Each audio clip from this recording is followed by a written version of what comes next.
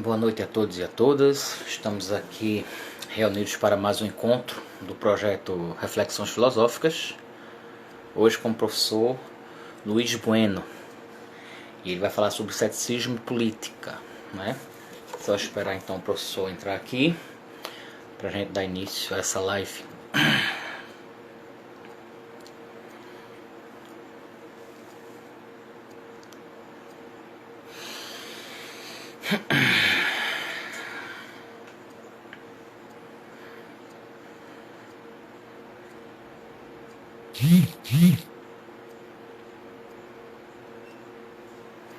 Olá, Ana.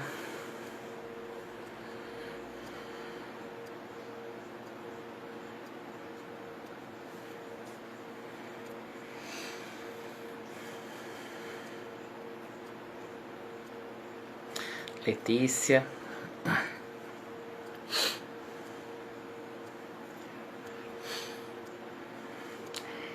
Boa noite, Eduarda. O professor entrou aqui.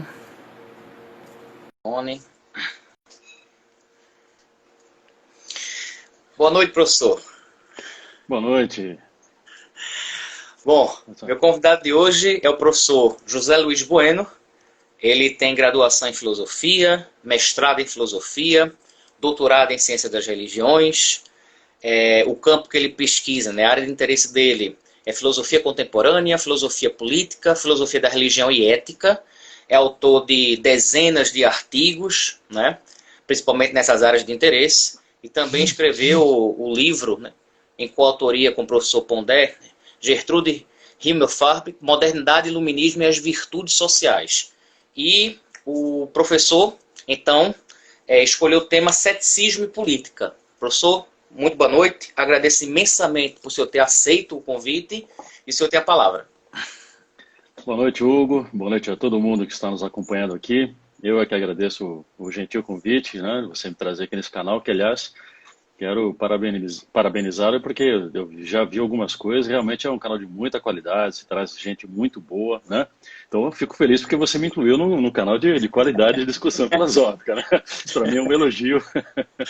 Então é uma satisfação estar aqui com vocês, viu? Espero que a gente possa compartilhar de boas ideias, né? De boas experiências aí. Então muito obrigado mais uma vez, viu, Hugo? Inclusive, só para lembrar, né, que a nossa live ela fica salva tanto aqui no Instagram quanto também no meu canal do YouTube, né? Então estou fazendo um arquivo aí, eu acho que hoje é a 46ª live e eu já hoje é o último dia de agosto e eu já fechei setembro inteiro. Então, até o dia 30 de setembro já tem live marcada também. E enquanto estamos nessa pandemia, vamos refletindo, dialogando, né? Porque chega de obscurantismo, chega de preconceito, de tanto ódio, né? Vamos refletir e pensar, porque isso eu acho que é fundamental, né? Então, professor, o Exatamente. senhor escolheu o tema ceticismo político, o senhor até me disse que era um tema que o senhor está se dedicando bastante agora. Eu até participei daquela tarde, né, acho que foi o senhor e o professor Andrei, né, deram um curso, eu estava lá, eu até botei no Sim. bate-papo, disse, professor, bora marcar o dia. O senhor, vamos sim, qual que a gente vai marcar? E finalmente Imediatamente. conseguimos, né? Então, Muito bom. professor, o senhor pode agora fazer a explanação do tema, e aí quando o senhor acabar, eu vou anotar aqui alguns pontos para poder fazer as perguntas, tá bom? Ah, muito bem, Hugo. Obrigado, né? Mais uma vez, obrigado por ter participado conosco lá, foi um prazer, Uhum. né? Aí isso acabou originando essa nossa oportunidade aqui. Então, assim, eu já fui, assim, vamos dizer, mordido pelo mosquito do ceticismo desde a época da graduação em filosofia, né? Eu Uhum. tive, assim, um privilégio de ter estudado com uma pessoa, assim, com um professor, o pesquisador que mais, talvez tenha sido o maior responsável por trazer essa pesquisa ao Brasil em altíssimo nível, que foi o professor Oswaldo Porchat Pereira, na época da minha graduação na USP, né? Então, eu fiz um ano com ele de ceticismo. Meu sonho era, inclusive, ter feito pós-graduação com ele na época, mestrado, depois, mas a vida acabou na época não me permitindo, né? Mas nunca deixei aí para trás, né? Depois retomei os estudos e novamente vi a importância, né, dessa linha de pensamento que ele iniciou, né, aqui no Brasil, trazendo as obras principais e tal. Deixou muitos seguidores, muitos discípulos, professores que até hoje têm uma obra importante, são os seguidores dele, né? E eu, então, assim, pelos vários caminhos aí, sempre tive a reflexão cética como fundo, assim, né, da minha própria reflexão, né? E agora, então, mais recentemente, nos últimos anos, ela realmente veio à tona no sentido que ela tem sido um auxílio muito grande, um posicionamento muito importante na minha reflexão política, né? Então, foi quando realmente eu comecei a ver os autores que fizeram concretamente essa aproximação, né? E não só uma aproximação, mas efetivamente fizeram história pensando a política com essa atitude, ou como o autor que eu tenho estudado recentemente chama, nessa disposição, né? Que é a disposição cética. E a gente, na medida que nós fomos conversando, eu espero se mostrar um pouquinho que o ceticismo realmente ele não é uma posição no sentido que você tem um conjunto de argumentos ou de hipóteses ou de verdades racionais afirmadas ou estabelecidas e dali você prossiga, né? Ele é mais uma atitude no sentido de que você assume uma posição de estar sempre diante da questão, né? Com relação a qualquer afirmação de verdade a que você esteja, com que você se depare, você sempre se pergunta se esta afirmação de verdade ela se sustenta, se ela é justificável. É justificável crer nessa verdade, né? Então vamos, aí de onde vem inclusive o nome dessa linha de pensamento que é ceticismo, né? Vamos investigar, né? Vamos questionar essas afirmações, vamos ver se as evidências que se eventualmente surgirem dessa afirmação de verdade são suficientes para que nós possamos justificar a crença ou de repente até admitir um argumento de que determinada afirmação é verdadeira.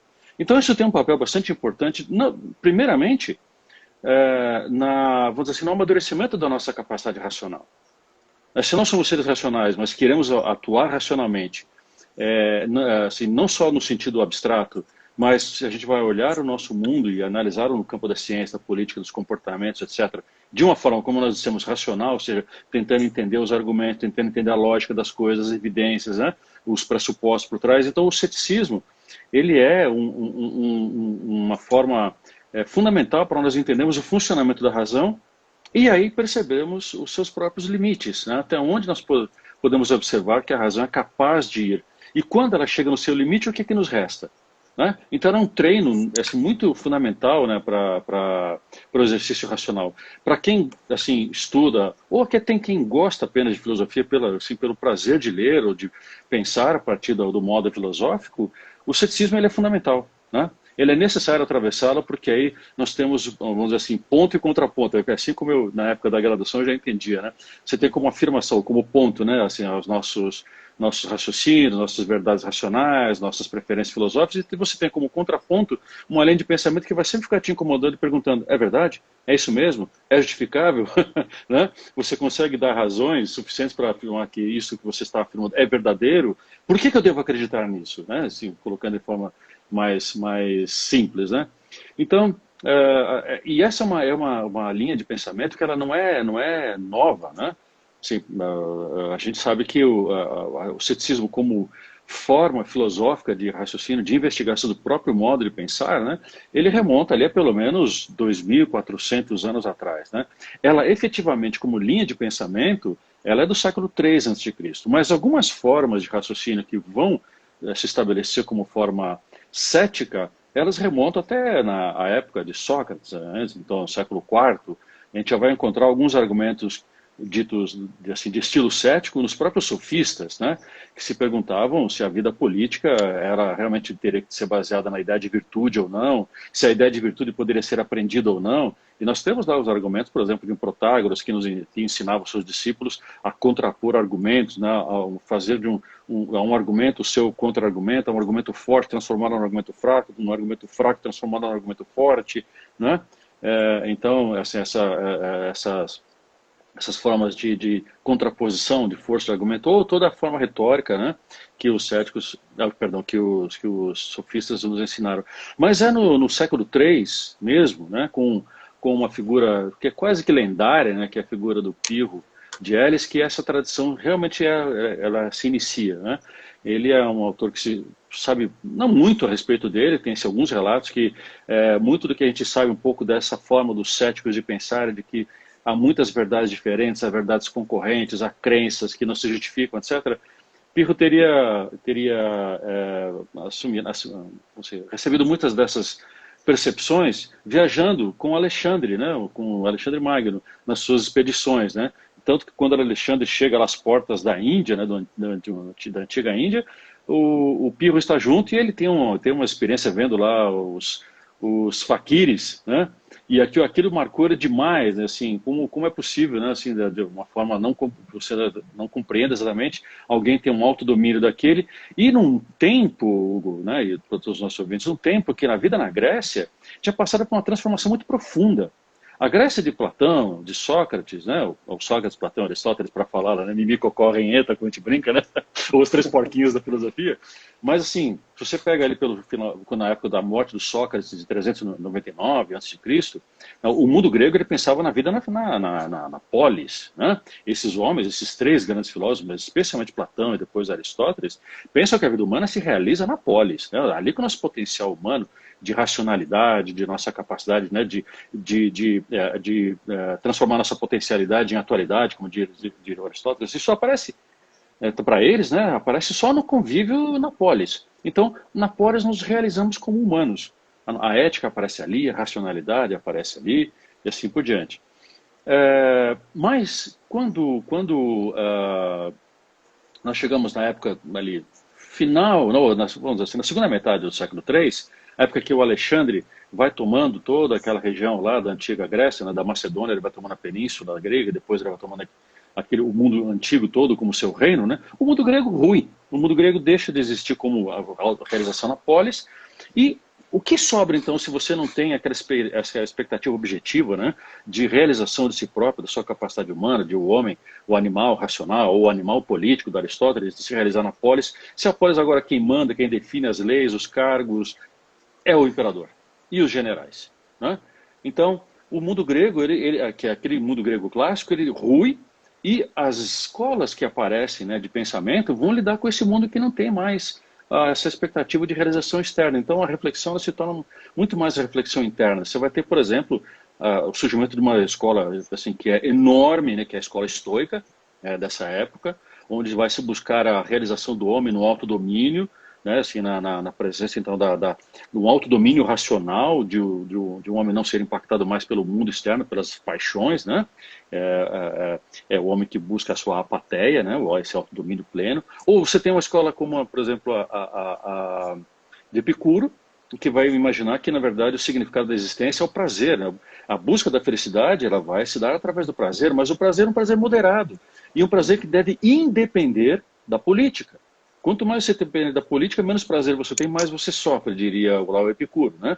E a terceira grande escola que surge nessa época é exatamente a escola cética, onde na verdade, o que o Pirro estava já propondo, né, é que nós vamos perceber com o passar do tempo, depois os que vão compilar, né, toda essa tradição de pensamento vão deixar isso registrado para nós, é que, na verdade, muito do nosso sofrimento vem porque a gente acha que a gente consegue dar conta do mundo, da polis, do significado da nossa existência, da nossa potencialidade, do funcionamento da natureza, através da razão. E a investigação cética daquela época vai mostrando que, isso, na verdade, tem muito de auto-engano da razão.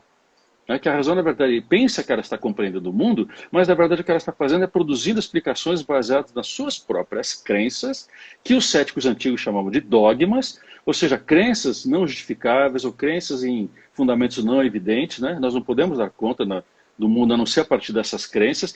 Porém, quando essas crenças não correspondem ao que o mundo é, ou seja, aquilo que se manifesta a nós, na nossa experiência, o que acontece? Nós perdemos a nossa tranquilidade, nós entramos num ritmo de sofrimento, de angústia, de temor, né?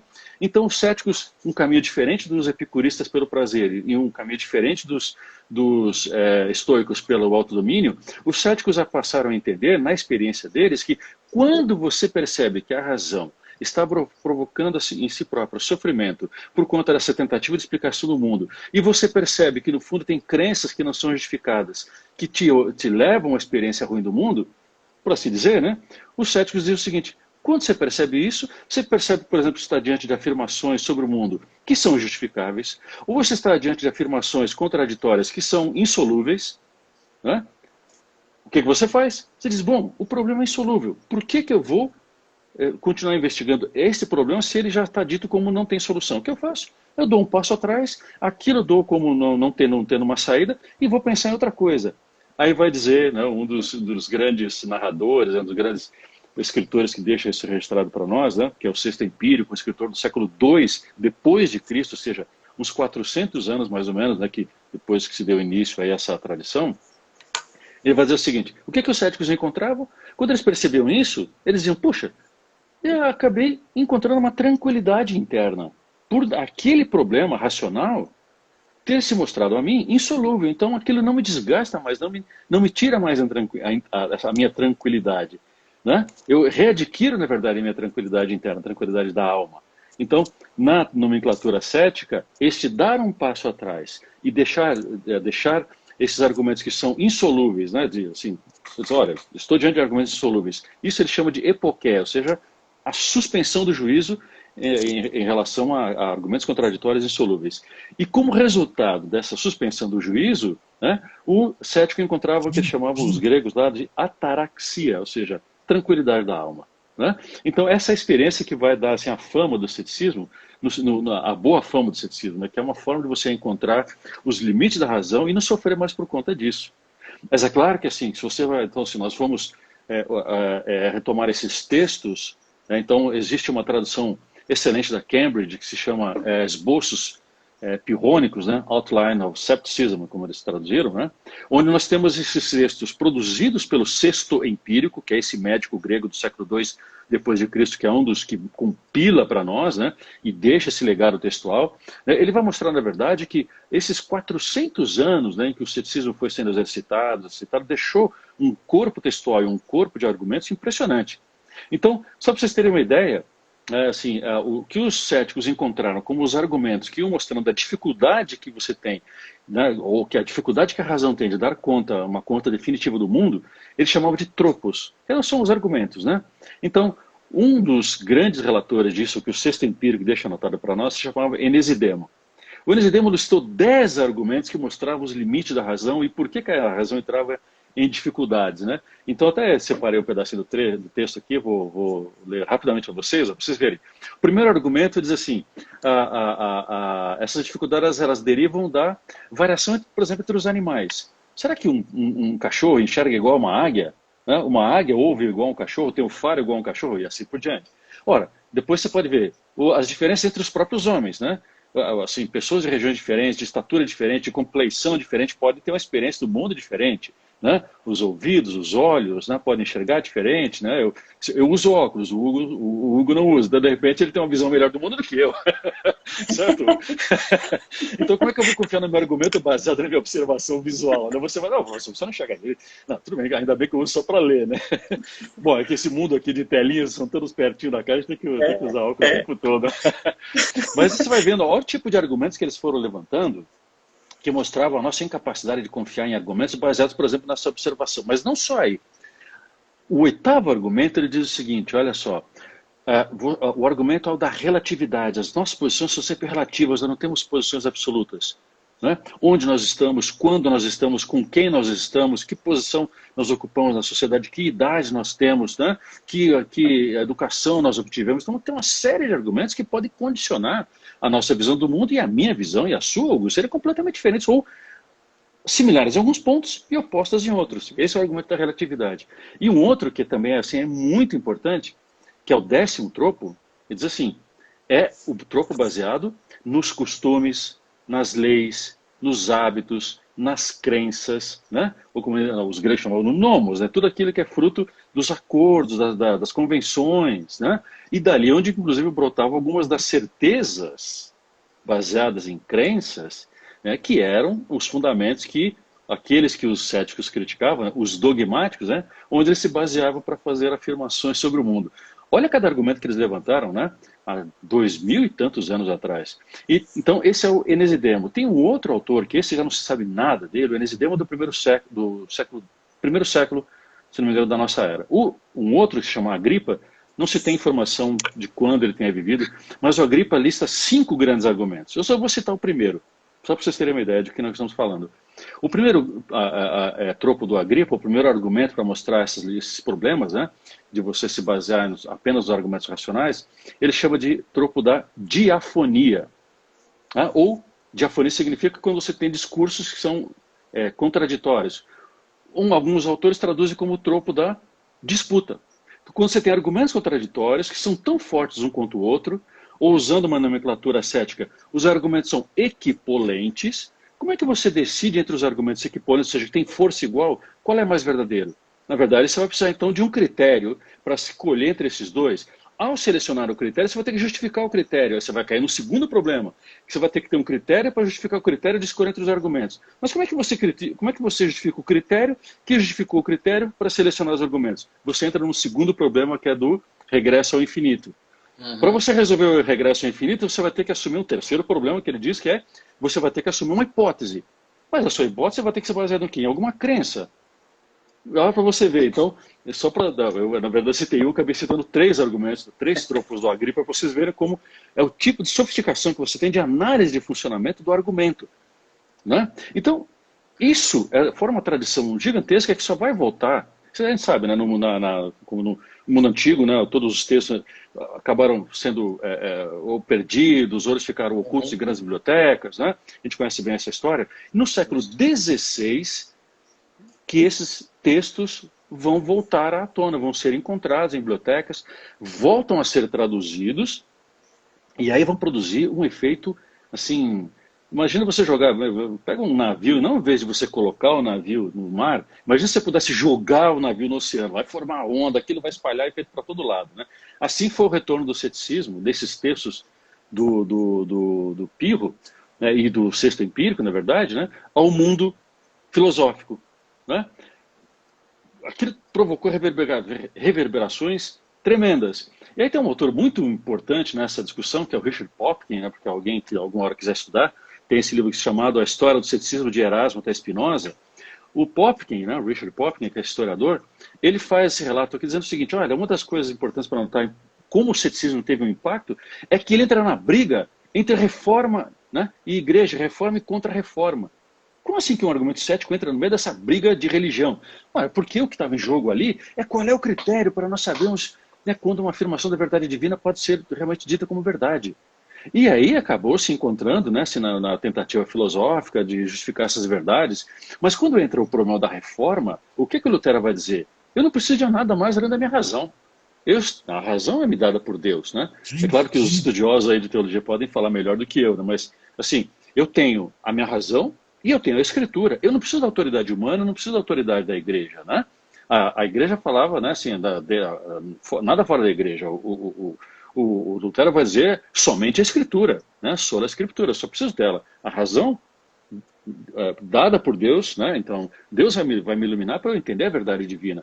O que a contra-reforma vai dizer? Ela vai lançar mãos dos argumentos céticos para combater o argumento do Lutero. Como você vai confiar na razão? Olha lá o que os céticos já disseram lá atrás. Só que, como a gente costuma brincar, o argumento cético não é um argumento que você traga, por exemplo, um amigo que você traga para dentro de casa e você não perceba que ele está ali. Não, daqui a pouco ele vai te incomodar, ele vai invadir a sua geladeira, vai começar a tomar suas bebidas, vai comer sua comida, ele vai dormir na sua cama, porque não tem como você ficar com um argumento cético e ele não se voltar contra você. Então, o que acontece é que os argumentos foram sendo usados também contra os argumentos da contra-reforma. E aí você vai ter, por exemplo, um sujeito como Montaigne, né, que vai dizer o seguinte, bom, então, na verdade, se não é um argumento do Lutero, né, e se não é a confiança então, na filosofia, com o que eu fico? Eu fico com a tradição mesmo. Que é a única coisa confiável que eu tenho. Eu tenho 1000 e tantos anos de tradição da igreja, e então eu confio na fé e vou confiar na tradição. É aí que surge o fideísmo. Né? Ou seja, se você não tem como confiar na razão porque a razão já foi denunciada pelos argumentos céticos, você só tem uma coisa a fazer, você vai confiar na sua fé, você vai ter um ato de fé. E aí a sua fé vai ser justificada no passado, na tradição, nos tantos milhares, assim, ou tantos séculos, né, de experiência que você tem.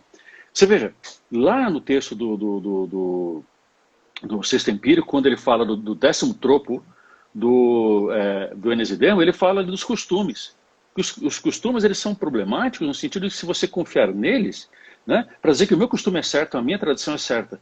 Mas para um cético, o costume, o hábito, ele pode ser, se não uma afirmação de verdade, mas quando você desconfia ou quando você investiga, faz a skepsis, né, a investigação do argumento, e vê que ela não se sustenta, você pode voltar ao hábito, à sua história, à sua vida prática, à sua vida comum.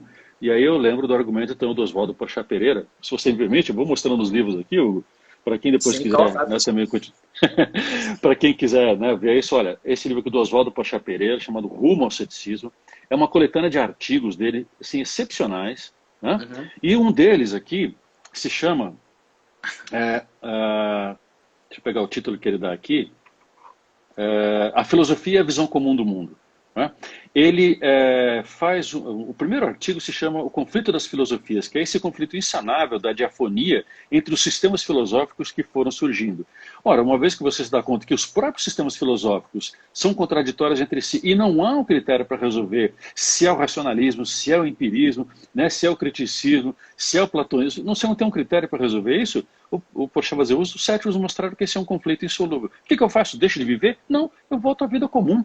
Eu volto à vida concreta, a minha experiência de mundo, a minha experiência prática, né? A esse mundo que se dá a mim, uma experiência fenomênica, o tempo todo, né? Um mundo que é complexo, um mundo que ele ultrapassa a minha capacidade de apreensão dele, né? Então ele vai dizer, mas a vida comum é extremamente rica, é ela que nós temos de verdade. Né? Então, esse é mais ou menos para dar um panorama para vocês, né? E isso fora o quê? Assim, o ceticismo obrigou o Hume a pensar. O Hume é um enfrentamento ao ceticismo, o Descartes é um enfrentamento ao ceticismo, o Kant, que vai tentar resolver o problema do Hume, na verdade também está se enfrentando ao ceticismo, está todo mundo procurando uma resposta ao ceticismo. Então, esses sistemas filosóficos, todos entraram em confronto para tentar resolver esse desafio. Mas surge aí uma coisa muito interessante que depois acaba adotando essa perspectiva cética, que é a própria ciência empírica moderna. A ciência moderna, o fundo dela é absolutamente cético. Se você pensar bem, né, se nós olharmos como ela funciona, ela é absolutamente cética. Ela vive de evidências, mas evidências que são sempre temporárias, porque novas evidências que refutam a primeira podem surgir. Né? Parêntese. Se nós fôssemos um pouquinho treinados em ceticismo, nós não cairíamos em muitos desses engodos que defendem ou atacam tratamentos, que defendem ou atacam remédios, que defendem ou atacam procedimentos médicos, protocolos, sem observarmos o mundo das evidências. Um pouquinho de treinamento cético, nós entenderíamos como é que é o funcionamento da ciência e entenderíamos como é preciso que nós demos crédito a evidências que possam ser observadas, mas saibamos que elas são sempre temporárias. Né? Veja como um pouco de ceticismo nos ajudaria a nós, brasileiros, a sairmos de tantas enrascadas que nós entramos nesses últimos meses por conta de crendice, de dogmatismos, né? Fecha parênteses. Então, voltando ao trajeto que eu estava fazendo, agora chegou a questão da política. Então, onde tudo isso se coaduna com o pensamento político? E aí eu acho uma coisa assim, uma contribuição excepcional de alguns autores, Hugo. Se você me tratar assim, o tamanho, inclusive, pelo meu não tem nenhum problema, viu? Assim, alguns autores que mostraram como essa reflexão aplicada à questão da política é, assim, essencial para o nosso tempo. Porque, veja só, vamos fazer o seguinte caminho aqui para entender o argumento que eu estou propondo para vocês. Se nós passarmos por esse treinamento cético e ao menos nós admitirmos que quando estamos diante de afirmações racionais de verdade, ou seja, a explicação última do mundo, ou que nós podemos criar uma sociedade justa, ou que se nós melhorarmos moralmente, criaremos um mundo melhor, ou coisas desse tipo. Né? Quando nós estamos diante de argumentos assim, nós lembramos do treinamento cético e digamos, olha, se nós investigarmos bem, é bem possível que nós consigamos localizar as crenças que permitem que a pessoa faça esse tipo de afirmação. Quem sabe a gente consiga localizar essas crenças e ao menos decidir se elas são razoáveis ou não. Né? Mas tem muita gente que não vai admitir que elas são crenças, tem muita gente que vai descrever a sua posição como uma posição verdadeira. Nós, como treino cético, vamos dizer, no mínimo eu vou investigar, certo? Uhum. E aí os nossos autores, né, especialmente esse que eu tenho estudado mais recentemente, que é um autor... Assim, nesse sentido, ele é excepcional, que é o Michael Oakeshott, né? Então, um dos livros dele que está traduzido no Brasil, que é Política da Fé e Política do Ceticismo, que foi o que eu discuti naquela aula com o professor Andrei, né? O que você estava lá, né? Então, o Michael Oakeshott, ele vai tomar essa posição, mas isso a gente vai encontrar, por exemplo, no outro autor que é contemporâneo dele, que é o Isaiah Berlin, né? Quando você está diante de afirmações como essa de verdade, né? Você adota essa posição assim, bom, vamos ver. Mas sabe o que é interessante? O Oakeshott ele chama atenção para a gente assim, olha, se você está diante, por exemplo, de um cozinheiro ou de um médico, me parece que você não vai ser tão confiado assim, né? Você vai imaginar, essa pessoa deve ter tido experiência, ela passou, né, pelo treinamento universitário, mas ela teve residência, ela teve experiência com outros médicos, né? Ela ganhou uma especialização porque ela estudou e viu outras pessoas fazendo, ela meteu a mão na massa, ela foi corrida por outros. E aí quando esse médico vai lá e estuda, né, os livros, ele tem todo aquele contexto experiencial, para não dizer apenas experimental, mas experiencial, né, onde o conhecimento que ele adquire dos livros faz todo sentido para ele, porque ele já viu, ele percebeu, tem um tipo de conhecimento que você adquire observando, estando junto, tendo prática. Né? E aí você tem uma formação excelente, porque você tem o melhor do conhecimento teórico e a experiência prática. Né? Se você vai escolher um engenheiro, se você vai escolher, sei lá, até um cozinheiro, não só médico, mas um cozinheiro, eu brinco com os meus alunos às vezes, né? E assim, se você for convidado para jantar na casa de um amigo, você fala, pô, que legal, meu amigo está me convidando para jantar lá. Ele diz o seguinte, mas só que é o seguinte, eu não vou pedir pelo Rappi ou pelo iFood, não. Eu vou fazer. Você fala, pô, você vai fazer? Você sabe fazer esse prato? Não, nunca fiz. Você nunca fez? Não. Mas então, mas pelo menos você sabe cozinhar? Não, você vai me ajudar. Eu vou cozinhar pela primeira vez na vida, mas vamos fazer um prato super bom. Eu aposto com você que você vai dizer assim, cara, acabei de me lembrar de um compromisso que não vai dar para ir nesse dia. Não é? Pô, por que eu vou confiar com a pessoa lendo uma receita que nunca entrou numa cozinha, cara, nunca cortou uma cebola e chorou, né? Nunca botou pimenta demais, sal demais, não sabe o que é sei lá, uma massa al dente, por que ele vai fazer um prato de repente? Mas olha, o cozinheiro, o médico, né? O engenheiro que cuida da sua casa, etc. Mas sabe quando é que a gente passa a ser confiado? Quando a gente está diante de alguém que está fazendo discurso político. Parece que nessa hora, quando a pessoa fala, temos a possibilidade de fazer um grande país, uma sociedade justa, seremos cidadãos melhores. Inclusive, pensando num grande, né, crítico disso, lá da Revolução Francesa, que é o Edmund Burke, né? Vamos lá, vamos fazer a revolução, mas, cara, vão morrer milhões de pessoas. Mas isso pode ser, mas o que são milhões de pessoas diante de uma sociedade justa? Mas assim, o que eu quero, estou ilustrando assim de uma forma bem-humorada, que é, quando a gente está diante de um discurso político, parece que essa nossa exigência toda que eu faço com o médico, com o cozinheiro, com o engenheiro, ela desaparece. Porque eu estou diante de alguém cuja força não é de conhecimento, não é de experiência, mas é de retórica. Né? E aí é onde nós, por deixarmos de desconfiar que certas afirmações de verdade, né, podem simplesmente não ser justificáveis, uma verdade no campo da política, né, podem não ser justificáveis, eu corro o risco de ser conduzido para essas empreitadas políticas desastrosas, violentas, né? Porque, veja, colocando em outros termos, todas as pessoas que usam um argumento racional para descrever qualquer coisa, acham que por dizer que o argumento é racional, elas estão fazendo uma afirmação verdadeira, certo? Esse é o princípio de você dizer que é alguma coisa racional. O meu argumento é verdadeiro, né? Senão ele não é racional. Então, se eu tenho um argumento dito racional para uma questão política, para o melhor sistema político, para a melhor forma de ordenar a minha sociedade, na melhor assim, estrutura social, etc., se esse argumento é racional, esse argumento é verdadeiro. Portanto, todo argumento contrário a ele é falso. Então, em política, quando eu faço uma afirmação verdadeira sobre a melhor forma de nós vivermos juntos, o melhor tipo de lei, o melhor tipo de cidadão, etc., etc., etc., eu estou diante de um argumento que é dito racional, que se afirma como verdadeiro e que, portanto, não admite oposição. Porque se dois argumentos são racionais e são opostos, no mínimo um deles é falso. Certo? E quem está fazendo a afirmação faz, pelo menos querendo convencer os outros de que o seu argumento é verdadeiro. Não é? Não precisamos ir muito longe para nós percebermos o quanto isso é perigoso em política. Porque política, como é o confronto, né? O que nós conhecemos por política é esse nosso confronto entre opiniões diferentes, entre desejos diferentes, entre aspirações diferentes, né? Entre planos de vida, entre afinidades diferentes. Eu quero uma profissão super, ultra tecnológica. Não, cara, eu quero trabalhar ali no sítio, eu quero plantar, sabe, alface, não quero saber de tecnologia. Uma dessas duas é melhor que a outra? Não. Quando você está no confronto político, viver em sociedade é tentar equilibrar essas aspirações e achar o melhor acordo possível. Normalmente o melhor acordo possível na vida política é um que é ruim para todo mundo, mas que todo mundo consegue sobreviver razoavelmente bem. Né? O argumento, a solução perfeita para todos é que é perigosa. Quando a gente começa a falar de uma solução política que seja boa para todos, sim, irrefutavelmente, nós estamos diante de um argumento perigoso e de uma pessoa perigosa. Se você me permitir, agora eu gostaria de ler um trechinho exatamente do Michael Oakeshott sobre esse argumento, tá? A hora que você quiser me interromper, você fica à vontade. Você que comanda aí a live, tá? Eu vou andando aqui, mas você me pare quando você achar que é o momento, viu? Por favor. Olha só, olha esse trecho que o Michael Oakeshott escreve aqui sobre essa questão. Diz assim, olha, ele chama isso de políticas do ceticismo, né? A política do ceticismo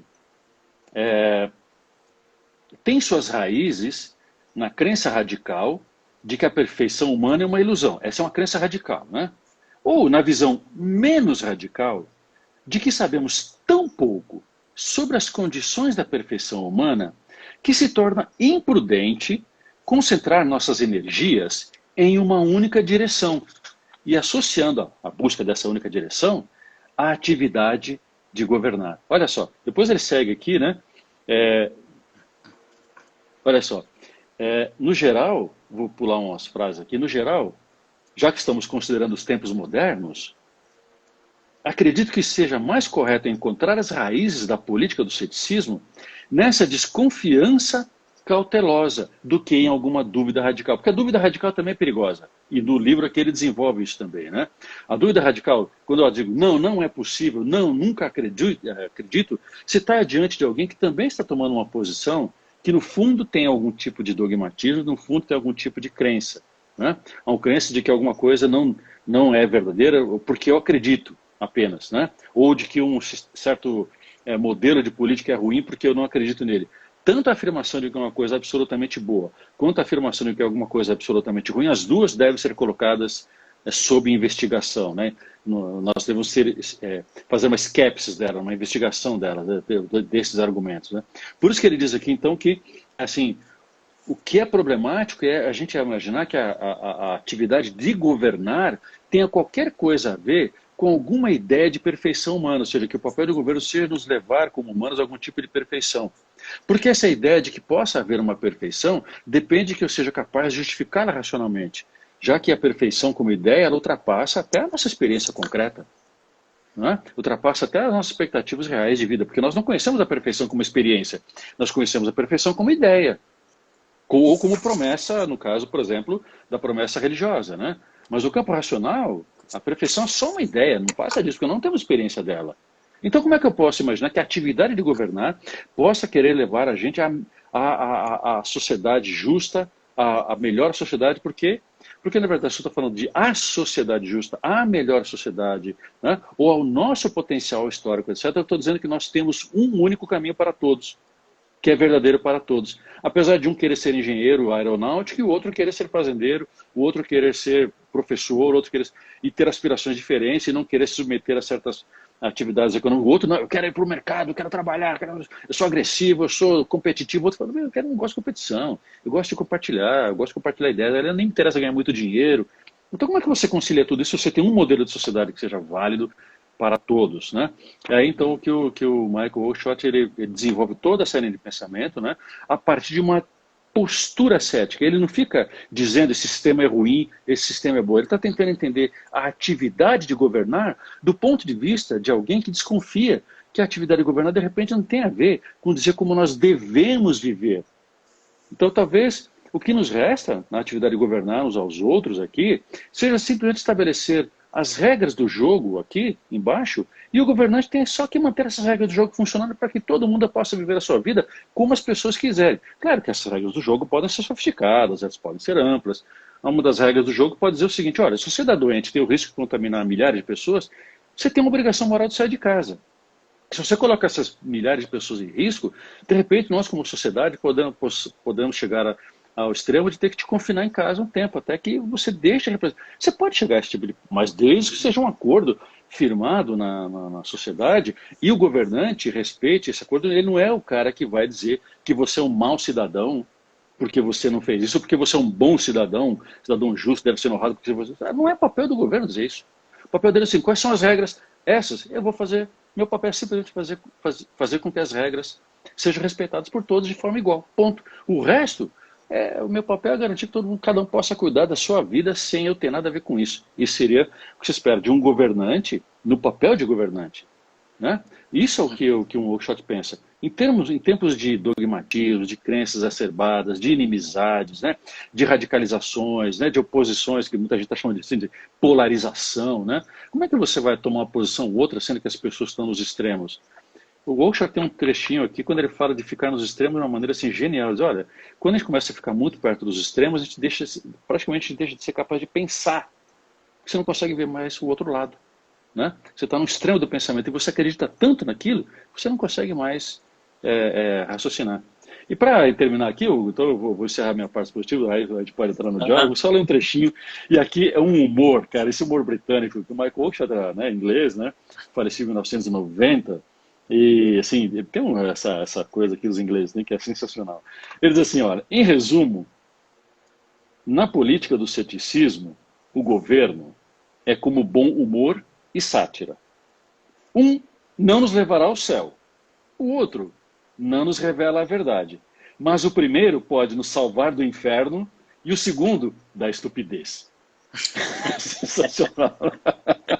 Então esse seria um pouco de ceticismo, né, assim, dessa grande tradição do pensamento aplicado à política, né? Acho que é uma coisa que nós estamos precisando urgentemente aqui. Muito obrigado, Hugo.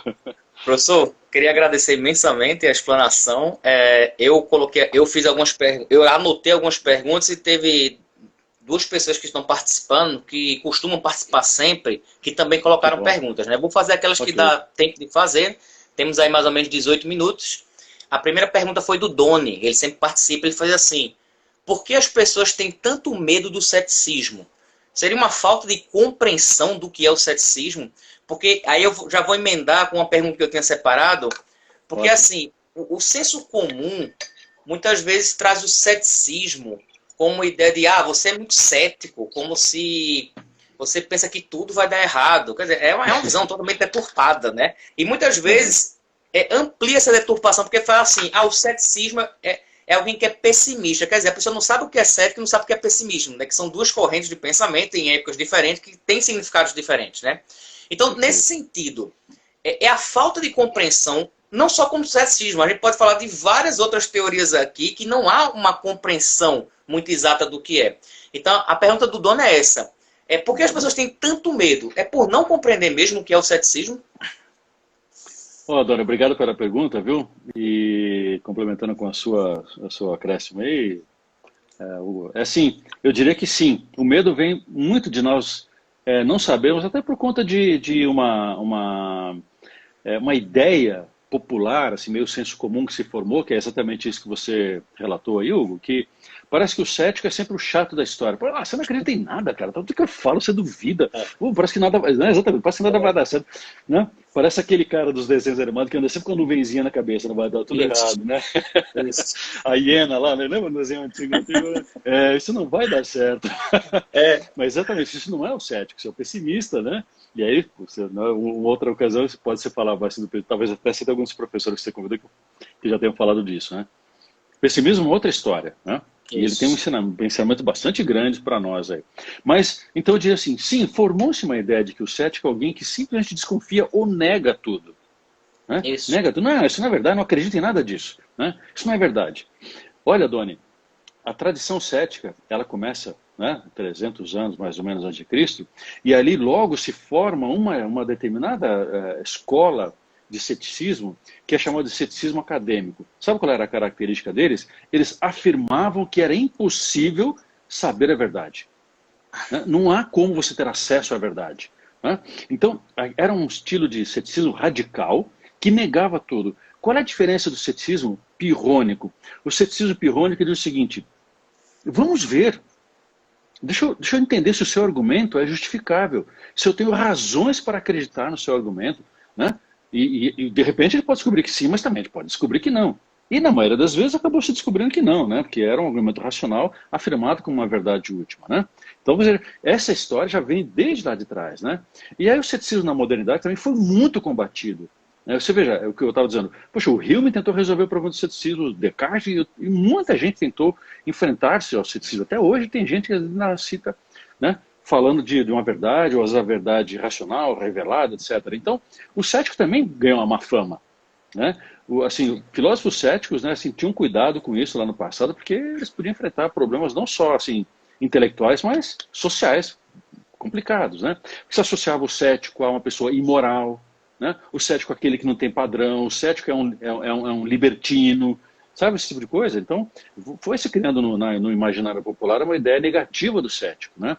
Então, você pergunta, o que é um cético? É alguém que não acredita em nada. No treino filosófico, é por isso que, inclusive, que nós falamos de que a gente fala de ceticismo, a gente fala do ceticismo pirrônico, que é esse da investigação constante, né? E é esse que é pouco conhecido.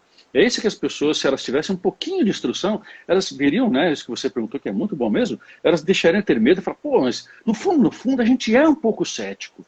Né? Porque assim, você não faz negócio com qualquer pessoa que você não conhece, né? Você não compra um carro sem ver se ele está certinho, você não compra, sei lá, um imóvel sem investigar toda a documentação. A gente é cauteloso, prudente. Isso. Né? O que o cético faz é assim, nos tornar cautelosos e prudentes com o mundo da razão, dos argumentos, das ideias, né? Das crenças, na verdade. Então, se a gente tiver realmente um pouquinho de treino, a gente vai eliminar esse medo, ou pelo menos assim, vai criar uma imagem para nós próprios que é diferente dessa popular, que vai ser muito útil para nós. Né? E aí a gente vai diferenciar, então, né, a atitude cética, que pode ser, por exemplo, como o Michael Oakeshott fala, assim, essa disposição, né, que se adota no ceticismo, sabe para onde ela te lança?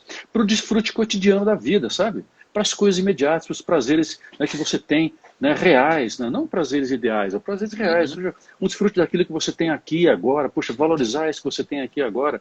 Então, é uma atitude que realmente, assim, um pouquinho de treino poderia assim, nos dar um argumento, ou um instrumental intelectual excepcional. É o famoso hic et nunc, né? O aqui e agora, né? Essa afirmação da imanência, né? A Bárbara está dizendo aí, ó, queria sentar e bater um papo com o Luiz por horas sobre isso. A Bárbara comentou aqui. Seria um prazer, Bárbara. Professor, esse assunto sempre me movimenta. Essas convenções sociais que foram criadas a partir da polis, né, do surgimento da polis, então cria-se ali um acordo para estabelecer as leis, esse tipo de coisa, acaba contribuindo para o surgimento do ceticismo, assim, com uma certa desconfiança. Será que essas leis, essas convenções, será que elas não foram suficientemente analisadas? Porque parece que meio que é uma determinação para nós de como devemos agir. Mas será que aqueles que fizeram um acordo dessas leis analisaram com essa cautela que o senhor acabou de mencionar, para saber se essas leis realmente são as melhores a serem implementadas? Isso teve algum tipo de influência no surgimento do ceticismo ou não? Olha, historicamente, eu diria que sim, porque assim, essa atitude de desconfiança dos acordos, das convenções, como eu disse lá atrás, né, vinha inclusive de um século antes do Pio, já com os sofistas, né? Os sofistas, eles tinham desconfiança dos sistemas políticos verdadeiros, porque eles diziam o seguinte, poxa, mas é muito aquele tropo, né, da relatividade, e do outro, né? Tudo que vocês creem aqui, o outro povo lá do outro lado do rio não crê diferente de vocês, né? Então, o problema não era que houvessem acordos, convenções, normas. O problema é quando você passa a dizer que de repente um acordo, uma convenção como essa é verdadeiro. Isso. É o verdadeiro, entendeu? Então, na atitude cética você pode dizer o seguinte, olha, é verdadeiro? Não sei. O que eu sei é que há muito tempo se faz assim, e aí os céticos mais recentes dizem o seguinte, inclusive a tradição cética recente britânica, aplicada à política, ela faz a seguinte afirmação, olha, o que esta forma, esta norma, ou esta convenção, esta regra tem de vantagem sobre outras, é que ela passou pelo teste do tempo. Então não é que ela seja verdadeira, como verdade última, mas apenas a experiência contínua que nós temos dela foi refinando essa experiência, essa prática, essa norma, até o ponto que nós falamos, poxa, mas ela é muito prática, ela é eficaz, ela funciona muito bem. Né? Então, para eu trocar uma norma que tenha séculos de validade por uma outra que algum gênio trouxe, assim, porque ele teve uma iluminação, tipo Rousseau, como o pessoal brinca, né? Teve uma iluminação que agora eu sei qual é a forma de funcionamento da sociedade, né? Você vai falar, mas contra séculos de experiência que faz com que isso dê certo. E você dizendo racionalmente, você tem uma estrutura de argumentos excepcional, dizendo que tudo está furado, eu tenho a experiência contra o seu argumento. Com qual que eu vou ficar? Olha, por enquanto, na prudência eu ficaria com a experiência, mas vamos analisando. Se você tiver uma coisa muito melhor, a gente pode trocar. Então, se você pensar isso lá atrás, né, quando o Pirro, né, olhava, poxa, mas o mundo está mudando, o Alexandre mudou o mundo, as normas mudam, podem mudar? Pode ficar melhores, mas podem ficar piores também. Então, afirmar uma verdade a partir do costume é um erro, no sentido que eu não consigo dar justificativa dessa crença. Mas também dizer que todo costume é errado por ser costume, como é hoje quando se fala em termos de tradição, qualquer tipo de tradição é jogada fora, porque isso é coisa antiga, isso é coisa velha. Não, mas espera um pouquinho. Essa tradição pode ter alguns milhares de anos, do tipo, uma tradição que diz que é melhor ser honesto do que desonesto, para você ter um convívio social razoável, né? De você ser respeitoso com as pessoas ou não. Né? Quando você está diante de uma pessoa que é desrespeitosa, quem obriga as pessoas a serem respeitosas ou não com os outros? Né? A obrigação de ser respeitosa é porque nós aprendemos isso há muito tempo. O convívio respeitoso é muito mais agradável, muito mais tranquilo, muito menos conflituoso, né? Quando as pessoas se respeitam a palavra uns dos outros, fazem um acordo, ela cumprir com aquilo. Tem uma regra que se eu não fizer isso o sol cai na minha cabeça? Não tem. Mas isso foi construído por milhares de anos de convívio social que diz ser respeitoso, ser honesto para o nosso convívio social é muito melhor. Então eu quero andar com pessoas honestas. Né? Quando alguém vem querer dizer isso é um acordo social, tá bom, é um acordo social, mas você tem alguma coisa melhor? Né? Então vamos ver, mas se você não tiver, ao menos admita que você só tem argumento, não tem prática. Essa é uma postura cética, então você vê que ela está no fundo da reflexão cética, sim, né? Ela movimentou esse surgimento. O professor, o senhor acha, nos tempos de hoje, que algumas pessoas... A pergunta é mais ou menos assim. Foi um excesso de ceticismo no sentido de questionar tudo e não acreditar nada? Ou não tem nada a ver com ceticismo isso? Porque o ceticismo a gente percebe, até na fala que o senhor coloca aqui, como uma cautela, uma prudência para examinar o que está acontecendo para você depois poder refletir sobre aquilo. Mas esse negacionismo de hoje, essa dúvida contra tudo, que é uma dúvida não fundamentada, parece ser uma dúvida a partir de uma crença, na verdade. É um mau uso do ceticismo ou não tem nada a ver com o ceticismo isso? Então, toda forma de, assim como você usou, vou só usar o seu termo negacionismo, né? Ela é uma forma de dogmatismo, ela não é uma forma de ceticismo, né? Porque, assim, você vê isso, pelo menos assim, eu enxergo isso claramente nessas oposições políticas, nesses radicalismos políticos, né? Eu digo que o seu argumento é falso, certo? Você está errado, eu não acredito em você, mas eu estou certo. Entendeu? Então, assim, quando eu digo, eu desconfio dessas afirmações, não sei, quando você vê isso hoje em dia na prática política, você vai ver, bom, tá bom, ele está desconfiando da posição do outro, vamos ver o que ele fala da posição dele. Se ele for capaz de refletir, se a pessoa for capaz de refletir sobre a sua própria posição, aí você está diante de alguém que tem uma certa honestidade racional, intelectual, né? Diz, olha, eu acredito na minha porque bate com os meus sentimentos, com a minha experiência, né? Eu sei que na minha região, isso a gente faz isso há muito tempo e funciona muito bem, assim por diante, né? Agora, assim, há um tipo um outro tipo de negacionismo, essa é uma palavra bastante forte, que eu levo ela muito a sério, né? Porque nós estamos falando de negacionismo histórico, por exemplo. Né? Então, não sei se é isso que você estava assim no fundo da sua pergunta, mas então, estamos falando assim, da negação, por exemplo, do período da ditadura, negação do período da escravidão no Brasil, negação do período do Holocausto, era isso, né? Então, você fala, pera um pouquinho, então isso não é ceticismo, isso é um dogmatismo que diz que a afirmação do outro é falsa, mas a minha é verdadeira. Aqui a escravidão foi boa para os negros, que isso? Como? Espera um pouquinho, calma, que isso? Né? Não, aqui não houve ditadura no Brasil, que não. Todo registro histórico. Esse negócio de holocausto é invenção lá do governo de Israel. 6 milhões de pessoas morrendo não é suficiente? 12 milhões de escravos no Brasil não é suficiente? Né? Centenas de mortes na ditadura, explorando a ditadura não é suficiente? Então, na verdade, você está diante de um negacionismo que, no fundo, não é cético, é dogmático. Né? Ele só usa o relativismo em que a gente entrou. O relativismo é meio inevitável. Quando você mas quando você adota essa postura cética, você se torna, de certa maneira, um pouco relativista, em termos dos argumentos. O que não quer dizer que você não saiba mais do como agir no mundo. Porque, de novo, você vai para a vida concreta, para a vida prática. Bom, eu já sei que regimes que são utópicos, né, que são centralistas, são perigosos, porque só tem uma forma de você ver naquela sociedade, que é a forma que está na mão do ditador, que está na forma, né, que está na cabeça do partido único. Então nós já temos experiência que nos mostra, né, que a ideia única ela é perigosa, né? Então, veja só, quando essas pessoas estão fazendo negacionismo, elas estão usando um relativismo que não leva em consideração essa experiência. Eles estão usando o relativismo como única forma de relativizar a oposição do outro. Isso. Porque a posição dela não considera relativa. Então, no fundo, eu tenho a impressão que isso é, vocês me perdoem a expressão, é um pouco radical, mas é um pouco mau caratismo intelectual, sabe? Ou mau caratismo político. Porque, assim, você disfarça uma coisa como argumento, que o argumento do outro é falso, mas disfarça, na verdade, o seu próprio dogmatismo de crenças que você não pode dar justificativa, né? Para dizer que elas são verdadeiras. E, professor, eu acho que não tem nada mais satisfatório intelectualmente que você ter uma divergência com outra pessoa, mas dentro de uma honestidade intelectual. Você ter divergência é espetacular. Você respeita a posição, discorda, você aprende com o outro aprende com você. Mas hoje chegou num ponto em que não se ataca mais o argumento, se ataca o argumentador, né? Exato, e é um relativismo assim desenfreado, no sentido de que agora a Terra é plana, a vacina não funciona, não existe o vírus. Chegou a um ponto assim radical, né? Acho que dá para fazer mais uma última pergunta, professor. Faltam uns 3 minutinhos. Será que hoje o ceticismo nos traria a ataraxia, a tranquilidade que tanto desejamos? Será que o caminho é o ceticismo?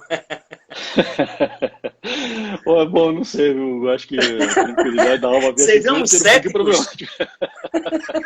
Eu acho que eu seria cético, inclusive, em relação a isso. É isso, exatamente.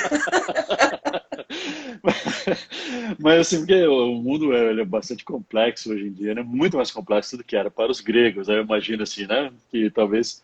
E talvez a gente encontre um pouco de ataraxia, se não no exercício racional, né? Mas numa boa garrafa de vinho, numa boa conversa, ou quem sabe até, assim... Opa, travou aqui? Quem sabe... A voz está saindo, travou a imagem.